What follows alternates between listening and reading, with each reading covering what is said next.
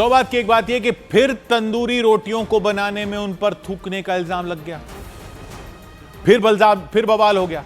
इस बार यह हुआ उत्तरकाशी में और काफी टाइम से कई जगहों पर यह इल्जाम लगता रहा है, खासकर पश्चिमी उत्तर प्रदेश और उत्तराखंड में। और सब जगह वही होता है कि एक वीडियो सामने आता है जिसमें रोटी बनाने वाले आटे को हाथों से थापकर तंदूर में डालने से पहले रोटियों पर झुकता दिखाई देता है वीडियो में। और इन सब जगहों पर वो रोटी बनाने वाला मुसलमान होता है, तो ये हिंदू मुसलमान मामला बन जाता है। लेकिन समझ में ये नहीं आता कि इसमें कोई सफाई क्यों नहीं देता आकर, या कोई बताता कोई नहीं आकर कि ये क्या हो रहा है और क्यों हो रहा है। क्योंकि जब तक कोई क्लैरिटी नहीं आती तो पब्लिक को तो यही समझ में नहीं आता ना कि जब रोटी बनाने वाला रोटी पर झुकता है तो क्यों झुकता। क्योंकि वो उस पर थूकता है या नहीं थूकता है, उस पर कुछ भी कहते रहो, लेकिन वो रोटियों पर झुकता हुआ तो दिखता ही है। और मामला है खाने का, तो पब्लिक तो इसमें साफ सफाई चाहेगी। जब रोटी पर झुकने का कोई कारण नहीं दिया जाता तो थूकने का इल्जाम लगाने वालों की बात को तो मजबूती मिलती ही है। थूक लगाने के इल्जाम के बाद कौन ऐसी रोटियां खा लेगा। बाकी जो भी इल्जाम लगाए जाते हैं उनको तो कोई खारिज करने भी आ जाता है और यह भी दलील देने आ जाते हैं कि यह जबरदस्ती टारगेट किया जा रहा है। लेकिन तंदूर में रोटी डालने से पहले झुकते हुए दिखने की कोई वजह ही समझ में नहीं आती। इतने सारे मुस्लिम संगठन और समुदाय के नेता हर बात पर बोलने आ जाते हैं, लेकिन इस पर कोई क्यों कुछ नहीं बोलता। अगर टारगेट किया जा रहा है तो रोटी पर झुकने की कोई और वजह होती होगी, तभी तो इन सब वीडियो में रोटी बनाने वाला झुकता हुआ दिखता है। दो बातें जरूर सुनी जाती हैं, लेकिन वो भी कोई पक्के तौर पर नहीं बताता। एक बात यह सुनी जाती है कि ये थूक नहीं रहे होते, कुछ जगह यह प्रचलन में आ गया है कि ये फूंक मारकर दुआ पढ़ रहे होते हैं। लॉजिक तो इसका भी समझ में नहीं आता, लेकिन अगर ऐसे फूंक मारकर दुआ पढ़ने जैसा कुछ मुस्लिम समुदाय में कुछ चलन भी हो गया तो वो अपने घर में करो ना। ये पब्लिक के खाने की जगहों में करने का क्या मतलब। थूक नहीं रहे, सिर्फ फूंक ही मार रहे हो तो क्यों मार रहा। फूंक भी तो मुंह से जा रही है, वो भी तो साफ सफाई वाली बात है। किसी के मुंह से फूंक मारी हुई रोटी कोई क्यों खाएगा। फूंक में भी तो थूक के कण होते हैं, और नहीं भी होते तब भी ये तो कोई स्वच्छता नहीं हुई। ये कैसे करने दिया जा सकता। इसके अलावा एक दूसरी बात जो सुनने में आती है वो ये कि हाथ से थाप कर रोटी बनाने में रोटी पर गीले गुथे हुए आटे के साथ सूखा आटा लगा हुआ होता है, और तंदूर में डालने से पहले उस सूखे आटे को रोटी से झाड़ने के लिए ये लोग उस पर फूंक मारते हैं, सूखे आटे को उड़ाने के लिए। लेकिन अगर वो ये भी कर रहे हैं और थूक नहीं रहे, तब भी फूंक कर ये करना किस टाइप की साफ सफाई। सफाई के लिए मुंह से निकली फूंक मारना कोई क्यों बर्दाश्त करेगा। यह हिंदू मुस्लिम की बात ही नहीं है, यह स्वच्छता की बात है। उसमें अगर हिंदू मुसलमान हो रहा है तो यह हिंदू मुसलमान करने का मौका कौन दे रहा है। खाने पीने की बात पर कोई कैसे समझौता कर लेगा।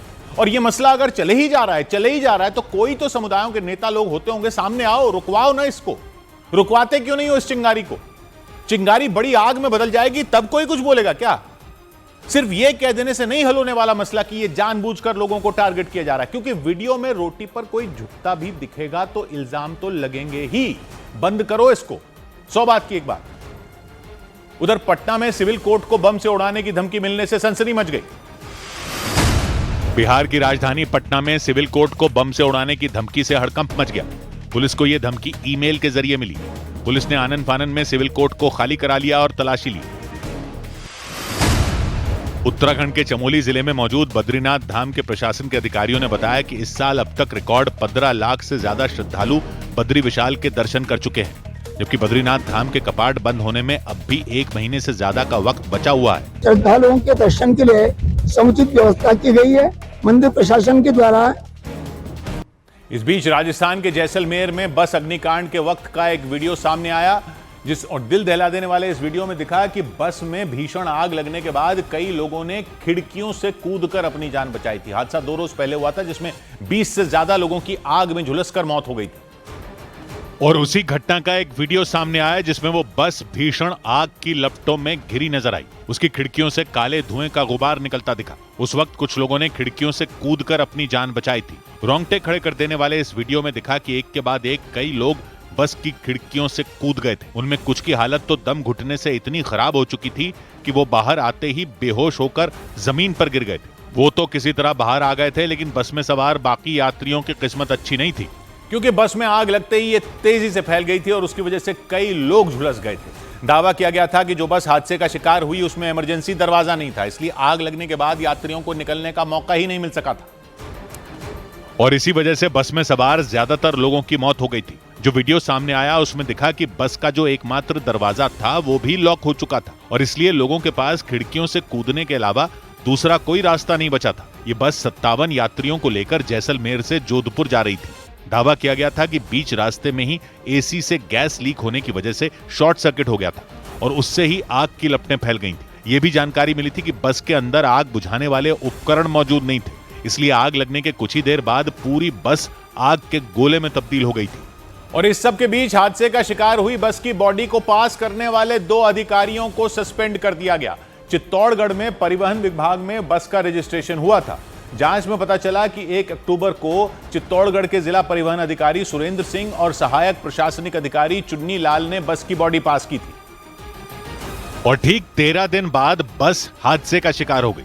दावा किया गया कि शॉर्ट सर्किट की वजह से बस में आग लगी थी। जांच में पता चला कि हादसे का शिकार हुई बस का रजिस्ट्रेशन चित्तौड़गढ़ परिवहन विभाग में हुआ था और परिवहन विभाग के अधिकारियों ने बस की बॉडी पास की थी। इसीलिए बस की बॉडी को पास करने वाले जिला परिवहन अधिकारी सुरेंद्र सिंह और सहायक प्रशासनिक अधिकारी चुन्नी लाल को सस्पेंड कर दिया गया। आरोप लगा कि बस के मालिक ने नियमों की अनदेखी करते हुए नॉन एसी बस को एसी बस में मॉडिफाई करवा लिया था और दावा किया गया कि आरटीओ के अधिकारियों को इसकी भनक तक नहीं लगी थी, जबकि बस के अंदर से इमरजेंसी दरवाजे को हटाकर वहां सीट बना दी गई थी। बस में आग बुझाने वाले उपकरण भी नहीं थे। दावा किया गया कि नॉन एसी बस को एसी बस में बदलने की वजह से इतना बड़ा हादसा हुआ और कई लोगों की जिंदगियां एक झटके में खत्म हो गई। इस मामले में पुलिस ने बस के मालिक तुराब अली और ड्राइवर शौकत को गिरफ्तार कर लिया। दावा किया गया कि बस में आग लगने के बाद ड्राइवर वहां से भाग गया था। जांच में पता चला कि करीब 3 महीने में बस की बॉडी तैयार की गई थी। दावा किया गया कि बस नॉन एसी थी और उसे एसी स्लीपर बस बना दिया गया था। चित्तौड़गढ़ में बस के रजिस्ट्रेशन का पता चलने के बाद पुलिस अधिकारी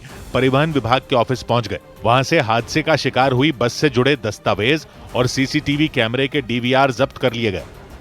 सौभाग्य की एक बात यह कि जैसलमेर में जिस बस में फंसकर लोग जिंदा जल गए थे उसको सर्टिफिकेट देने वाले चित्तौड़गढ़ के अधिकारियों को तो सस्पेंड कर दिया गया, लेकिन बाकी बसों के कागज पास करने वाले अधिकारियों पर क्या एक्शन होगा? कह रहे हैं उस बस को नॉन एसी से एसी बना दिया गया था और स्लीपर बस बना दिया गया था वगैरह वगैरह। तो वो तो पूरे देश में कई जगह ये दिखता है। इमरजेंसी दरवाजे हैं या नहीं, बाकी सुरक्षा के इंतजाम हैं या नहीं, ये क्या पब्लिक को देखना है?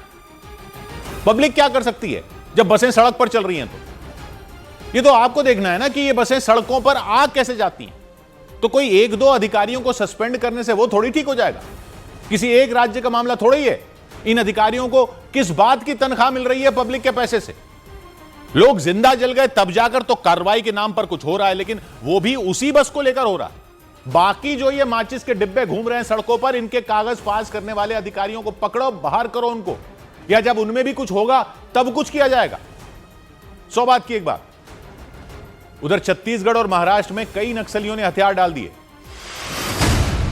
नक्सलवाद के खिलाफ जारी लड़ाई के तहत छत्तीसगढ़ में 170 नक्सलियों ने सरेंडर कर दिया। इसके अलावा महाराष्ट्र में भी 61 नक्सलियों ने अपने हथियार डाल दिए। इसे लेकर गृह मंत्री अमित शाह ने सोशल मीडिया पर पोस्ट किए और सभी नक्सलियों से अपने हथियार छोड़ने की अपील की। कर्नाटक के मैसूरू में राष्ट्रीय स्वयंसेवक संघ ने आई लव आरएसएस कार्यक्रम का आयोजन किया। कार्यक्रम में बीजेपी के पूर्व सांसद प्रताप सिम्हा ने हिस्सा लिया। आरएसएस ने इस कार्यक्रम का आयोजन कांग्रेस नेता प्रियंक खरगे के उस बयान के जवाब में किया जिसमें उन्होंने आरएसएस में शामिल सरकारी कर्मचारियों पर कार्रवाई की मांग राज्य सरकार से की थी। इधर हरियाणा के रेवाड़ी में कॉलेज परिसर में तेंदुए के घुसने से दहशत मच गई। इसकी जानकारी मिलने पर वन विभाग की टीम ने कॉलेज परिसर और आसपास के इलाकों में तलाशी अभियान चलाया, लेकिन उस तेंदुए को नहीं पकड़ा जा सका। ऐसे में हरियाणा के गुरुग्राम से भी एक टीम को रेवाड़ी भेजा गया, क्योंकि रेवाड़ी के बावल कॉलेज परिसर में वो तेंदुआ चहलकदमी करता नजर आया। वो कॉलेज परिसर में एक से दूसरी बिल्डिंग की तरफ जाता दिखाई दिया। इसके बाद वन विभाग की टीम वहां पहुंची और उसे पकड़ने के लिए टीम के लोग गश्त करते दिखे। रात को भी देखा गया है, लेकिन दिख नहीं रहा है। जंगल बहुत भारी हो रहा है, स्कूल की तरह लग नहीं रहा है। वहां तलाशी अभियान चलाने के बाद भी वन विभाग की टीम को कामयाबी नहीं मिल पाई और उस तेंदुए को पकड़ने के लिए कॉलेज के बाहर भी निगरानी बढ़ा दी गई। इससे पहले भी रेवाड़ी में सरिस्का जंगल से भटककर एक तेंदुआ रिहायशी इलाके में घुस गया था।